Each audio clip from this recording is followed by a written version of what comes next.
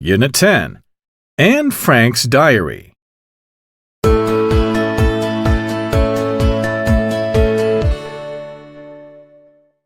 Read about it.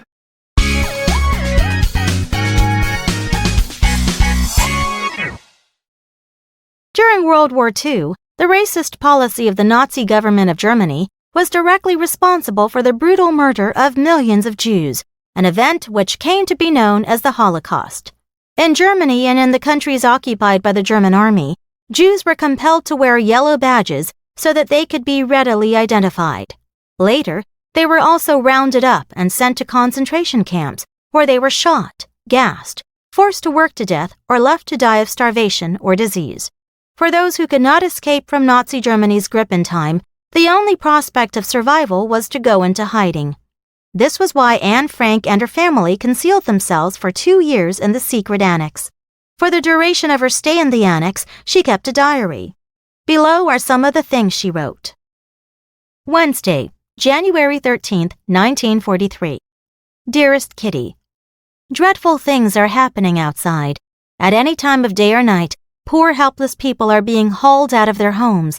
They're allowed to take only a backpack and a little cash with them, and even then, they're robbed of these possessions on the way. Families are being torn apart. Children come home from school to find that their parents have disappeared. Women return from shopping to find their houses sealed and their families gone. Christians in Holland are also living in terror because their sons are being sent to Germany. Everyone is scared. Every night, hundreds of planes pass over Holland on their way to German cities to sow their bombs on German soil. Every hour, hundreds, or maybe even thousands of people are being slaughtered in Russia and Africa. No one can keep out of the conflict. The entire world is at war. Even though the Allies are doing better now, the end is nowhere in sight. As for us, we're quite fortunate and luckier than millions of people. It's quiet and secure here, and we're using our money to purchase food. We're so selfish that we talk about after the war and look forward to new clothes and shoes, when actually we should be putting aside every penny to help others when the war is over, to restore whatever we can. The children in this neighborhood run around in thin shirts and wooden shoes.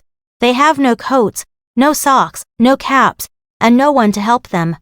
Chewing on a carrot to ease the ache of hunger, they walk from their freezing houses through cold streets to even colder classrooms.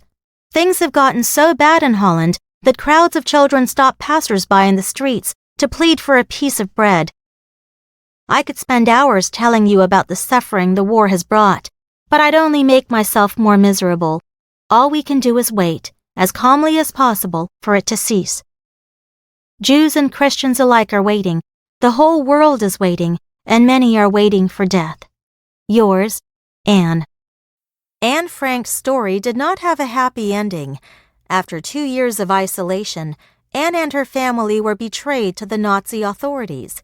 They were all arrested by the Gestapo and then sent to different concentration camps. Anne's father was the sole Holocaust survivor in the Frank family. Luckily, Anne's diary had been kept intact throughout the war. Afterward, when Anne's father read her diary, he decided to have it published, letting other people read not only about the horrors of war, but also about the love, family, and friendship that had given Anne some comfort.